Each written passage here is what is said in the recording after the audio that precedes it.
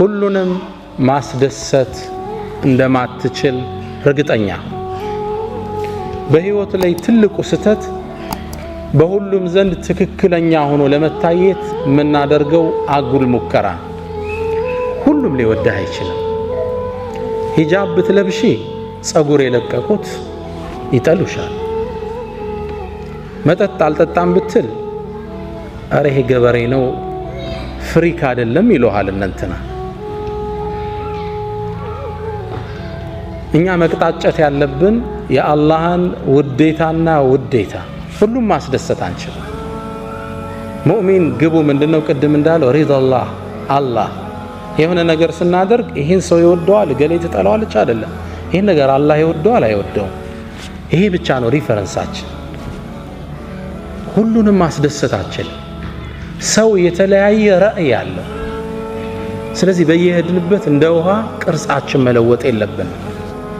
ትንሽ ፍሪክ ከሆኑት ጋር ስትል የፍሪክ ቋንቋ ማውራት፣ አንደው ሂጃብን ማይደግፉ ስታይ ጸጉርሽን በዚች ብቅ ማድረግ፣ እነዚህ ፓርቶች ፕሪንሲፕል ያለ ሰው ነው። ይሄ እኔ ሙስሊም ነኝ፣ ዱንያ ላይ ግብ አለኝ። ግልጽ ነው።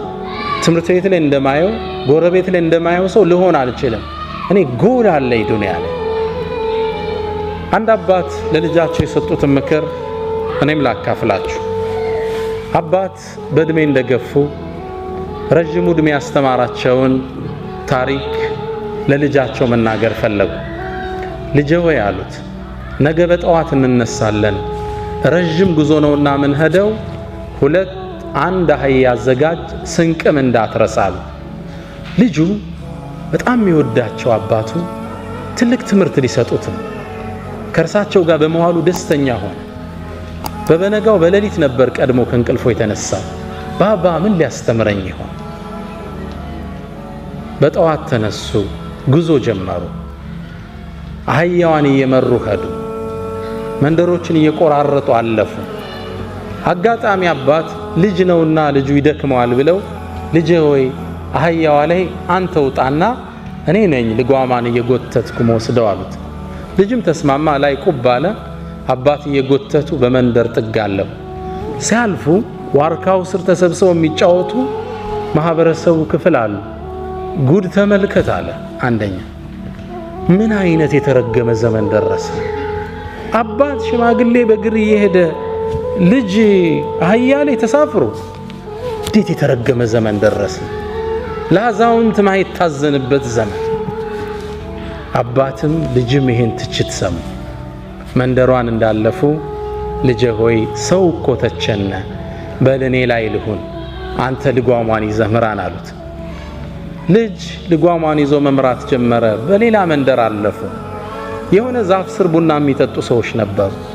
ፀሐይ ነው፣ ያው ቀኑ እየተጋመሰ ነው፣ ፀሐይ በርትቷል። ልጅ ልጓሟን ይዞ ላቡ ጠብ ጠብ ይላል። አባት ደግሞ አህያው ላይ ቁጭ ብለው ይሄዳሉ። ያ ማህበረሰብ ደግሞ ሌላ ትችት ጀመረ። እዝነት የሌለበት ዘመን አሉ። አሁን ይሄ አንድ ፍሬ ልጅ በእግሩ በፀሐዩ ሲደክም እርሱ ላይ ቁጭ ብሎ ይሄዳል። የአባት አንጀት የሌላቸው አሉ። ግልጽ ነው። አባትም ልጅም ይሄን ትችት ሰማ። ልጄ ወይ ሰማህ እንዴ? አዎ። ታዲያ ምን እናርግ? በቃ ባባ አብረን እንውጣ አባት አለ። ተስማማ። በዚህ ቃል ነው ያላቸው። አባትም ልጅም አህያዋ ላይ ተሳፈሩ፣ ጉዞ ጀመሩ። በሶስተኛው ሀገር ላይ አለፉ። መንደር ላይ ሲያልፉ አሁንም ዋርካው ስር ቡና የሚጠጡ ሰዎች አሉ። አይ ጉድ አለ አንደኛው ተነሳ። እንዲሁ ለዚች ለማትናገረው እንስሳ ማይታዘንበት ዘመን ሁለት ሰው ይወጣባታል።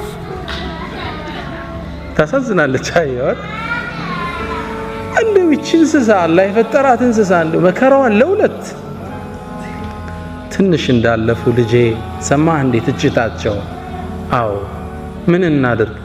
በቃ በእግራችን እሷም ትሄድ እኛም እንሂድ አላቸው። ሁለቱ ከፊት ለፊቱ ነው መንገድ እያቆራረጡ በአንድ መንገድ ጥግ አለፉ። ፀሐዩ በርትቷል። አህያዋ ከኋላ፣ ሁለቱ ከፊት ልጓሟን እየመሩ። አራተኛው ማህበረሰብ ደግሞ የራሱ አስተያየት ነበር። እንዴት አይነት ጅሎች ናቸው አለ አንዱ ተነስቶ።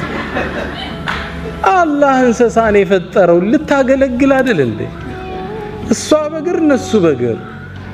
ምን አይነት ደንቆሮዎች ናቸው? አባት አሁን ማስተማር የፈለጉት ትምህርት ተቋጨ።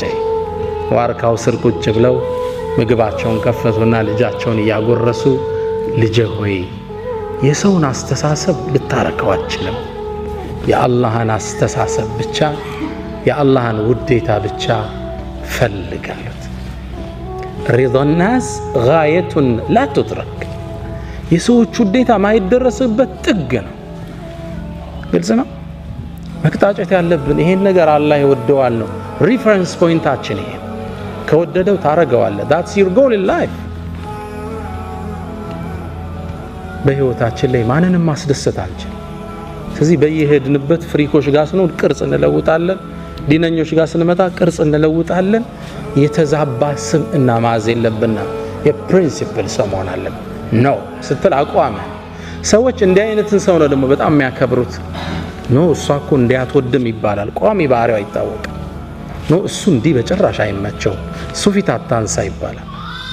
እንዲህ ግን እጥፍ ምትል ከሆነ ተራ ሰው ትሆናል።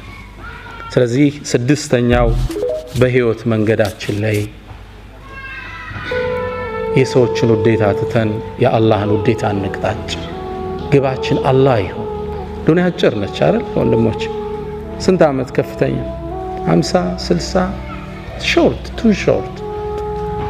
ምናልባት አብዛኞቻችን እስካሁን የኖርነውን ያህል ላይቀረን ይችላል። አብዛኞቻችን ከኖርነው ሩቡን ነው ከዞዲያ ምን ጨምረው ምናልባት it's too short።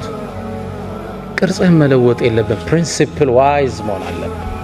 ዓላማ ያለህ ሰው ጎልህ አላህን ነው፣ ወደሱ መቅጣጨት